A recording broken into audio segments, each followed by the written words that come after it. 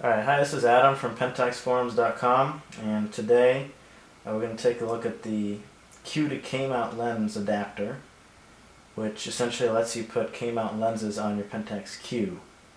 So here's the adapter. You'll notice that it has an aperture ring, so you can control the aperture on your lens. And this works with both manual lenses and the more modern lenses. If you have a manual lens that has an aperture ring, like this 50mm, then you can choose to either use the ring on the lens or the ring on the adapter.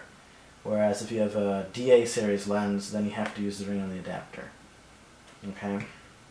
Now the numbers here basically correspond to how many stops you're stopping down. So if it's set to 0, that means the lens is wide open. If you turn it to 1, it's stopped down 1 stop. So f1.4 lens would be shooting at f2. So depending on the lens you're using, the effective aperture is going to be different. Now, let's try to put this on the Q.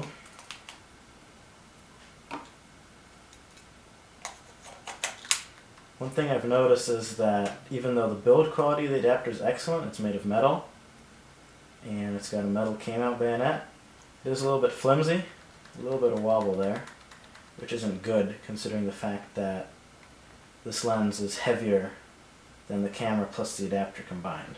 So that is sort of disappointing. Now on the bottom of the adapter there's a little area for the tripod mount, which isn't included and which currently cannot be purchased separately. But the tripod mount that is compatible with the adapter is actually the one that comes with the Pentax DA Star 60 to 250 or the DA Star 300. So if you have either of these lenses, which you probably don't, now that they cost $2,000 or more, you take it off, snap it on there, and you tighten it. And there it is.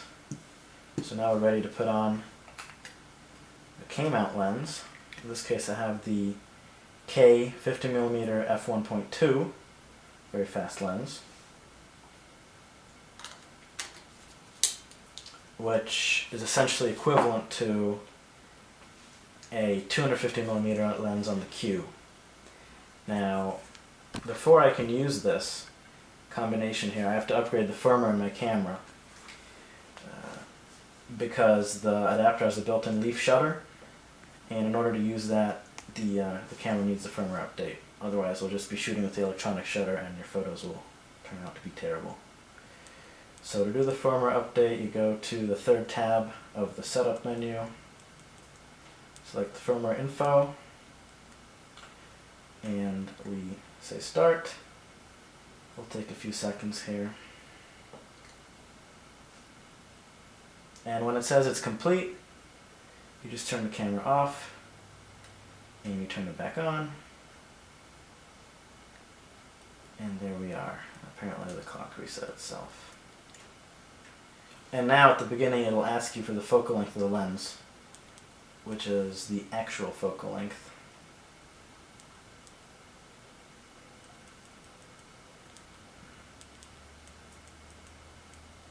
Like so. And now the shake reduction will work properly and everything. So here we are. I'm going to turn off the flash because we don't need that. And I'm going to stop the lens down to f2, which means I have that wide open here. And I'm using the adapter's aperture ring. So this would be f1.2 wide open. And I go to f2, I turn a little bit past 1 stop. So I'm going to shoot a picture of this, I'm going to attempt to shoot a picture at least of this nutcracker. You'll notice that the setup here isn't very stable. So ideally you should be shooting with a tripod. Okay.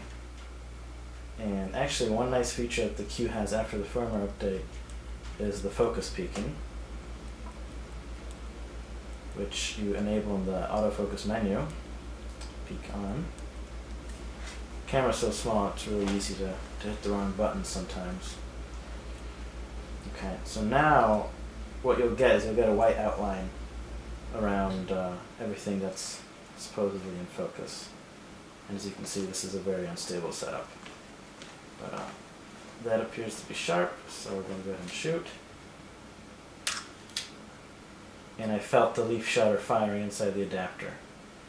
So again, if you do try using the adapter without the firmware update, it will work, but your shots will be very blurry because of the electronic shutter.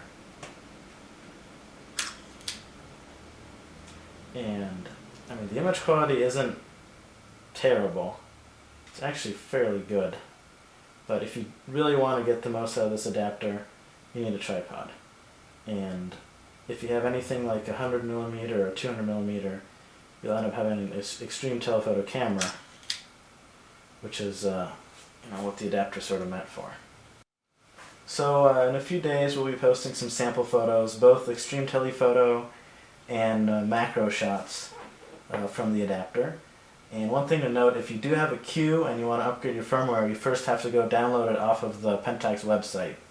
If you do a Google search for Pentax Q firmware, you should be able to find it, and there you can download the zip file. All you need to do then is to grab the .bin file and copy it over from your computer to the top root folder in the SD card, and then go into the menu and you'll see the upgrade. Okay, one last thing I'd like to add about the aperture ring. There's actually two ways of using it if you have a older lens with its own aperture ring. You can either set it to L here and then use the lenses ring. So now 1.2 corresponds to 1.2, f2 is 2, you can see it stopping down here, and I'm turning the lenses ring.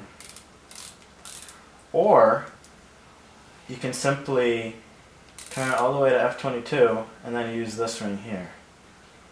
So you can see that now I'm turning the Q's aperture ring, and lens is also stopping down and opening up. I'd personally prefer the first method with manual lenses, just because it makes more sense and you can actually see the aperture value.